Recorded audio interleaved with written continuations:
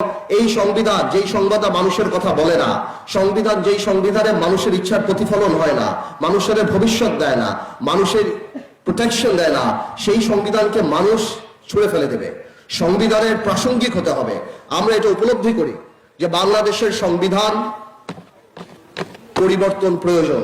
আমরা উপলব্ধি করি বাংলাদেশের সংবিধান প্রাসঙ্গিক হওয়া প্রয়োজন। আমরা উপলব্ধি করি আজ থেকে 40-50 বছর আগে যে সংবিধান লিখে রেখেছে, বলা হয়েছে, সেটা কিন্তু সেই সময়ের জন্য হয়তো ভালো ছিল, কিন্তু আজকের দিনের সংবিধান এই কথা বলে না। সুতরাং আমরা এর সংস্কার চাই।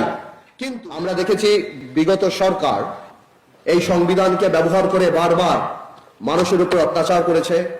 গণতন্ত্র ওপর এই দেশ থেকে ভোটের অধিকার মানুষের গলায় পাড়া দিয়ে এই ভোটের অধিকার গণতন্ত্রের গলা টিপে সব ধ্বংস করে ফেলেছে। সুতরাং আমরাও মনে করি যে এই সরকার কেন, যে কোনো সরকারই সামনে আসবে এই সিচুয়েশনের মধ্যে থাকলে বা এই সংবিধান দ্বারা পরিচালিত হলে তাহলে ফ্যাসিস্ট হয়ে যাওয়ার সম্ভাবনা বেশি।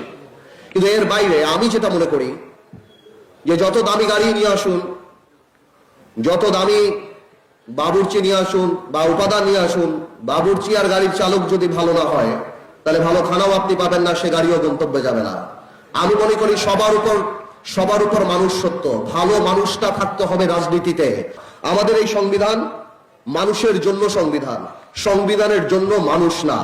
মানুষের উন্নয়নের জন্য, দুর্বল মানুষকে প্রোটেক্ট করার জন্য, গুড গভর্নেন্সের জন্য, সরকার কিভাবে চলবে, সরকারের সাথে মানুষের যে একটা সোশ্যাল কন্ট্রাক্ট, এই সব কিছুর জন্য সংবিধানের জন্ম।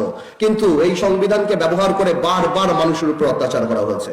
সুতরাং এই সংবিধান যেই সংবিধান মানুষের কথা বলে না, সংবিধান যেই সংবিধানে মানুষের ইচ্ছার প্রতিফলন হয় না, মানুষের ভবিষ্যৎ দেয় না, মানুষের প্রোটেকশন দেয় না, সেই সংবিধানকে মানুষ ছুঁড়ে ফেলে দেবে। সংবিধানের প্রাসঙ্গিক হতে হবে। আমরা এটা উপলব্ধি করি যে বাংলাদেশের সংবিধান পরিবর্তন প্রয়োজন। আমরা উপলব্ধি করি বাংলাদেশের সংবিধান প্রাসঙ্গিক হওয়া প্রয়োজন। আমরা উপলব্ধি করি আজ থেকে 40-50 বছর আগে যে সংবিধান লিখে রেখেছে, বলা হয়েছে, সেটা কিন্তু সেই সময়ের জন্য হয়তো ভালো ছিল, কিন্তু আজকের দিনের সংবিধান এই কথা বলে না। সুতরাং আমরা এর সংস্কার চাই। কিন্তু প্রশ্ন আসে, সংবিধান সংস্কার করবে কে? আমি এখনো বিশ্বাস করি সংবিধান সংস্কার করতে হলে জনগণের সরকারের প্রয়োজন। আমরা বিশ্বাস করি নির্বাচিত সরকারই সংবিধান সংস্কার করার নৈতিক অধিকার রাখে। আজকে এক বিপ্লব হয়েছে, ছাত্র জনতার বিপ্লব।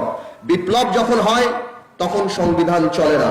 মাঝে মাঝে দেখি সাবেক প্রধানমন্ত্রী বলে উনি এখনো রাষ্ট্রপতি, উনি এখনো প্রধানমন্ত্রী আছেন। উনি এইটা ওনার কেন, আওয়ামী লীগের যারা আছেন সবার উপলব্ধি করতে হবে, যখন বিপ্লব হয় তখন কোন সংবিধানে কি প্রধানমন্ত্রী পালিয়ে যাওয়ার কোনো কিছু লেখা থাকে? কোনো কিছু লেখা থাকে না।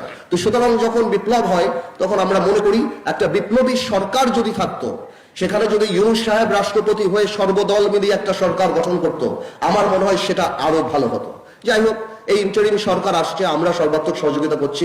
আমরা যেই কারণে সংবিধানের কিছু প্রস্তাব রেডি করেছি বা আমরা প্রিপেয়ার করেছি, যা ডেফিনেটলি এর মধ্যে দুই ধরনের প্রস্তাব আছে। কিছু প্রস্তাব আছে আমরা মনে করি যে এই প্রস্তাব অবশ্যই এই প্রস্তাবগুলি কোন নির্বাচিত সরকারের ঠিক করা উচিত বা সেই নির্বাচিত সরকারের কনসিডার করা উচিত। আর কিছু প্রস্তাব আছে সেগুলি আমি মনে করি আমরা সব দৌড়া মিলে, বা যেহেতু এটা জনগণের সরকার, জনগণের ভোট দ্বারা নির্বাচিত সরকার না, কিন্তু আমি মনে করি আমরা যদি সবাই একমত হই তাহলে আমরা সেই প্রস্তাবগুলি দিতে পারি এবং এগুলি যুগোপযোগী, এগুলি ইউনূস সাহেবের সরকার সেগুলিকে আমলে নিতে পারে।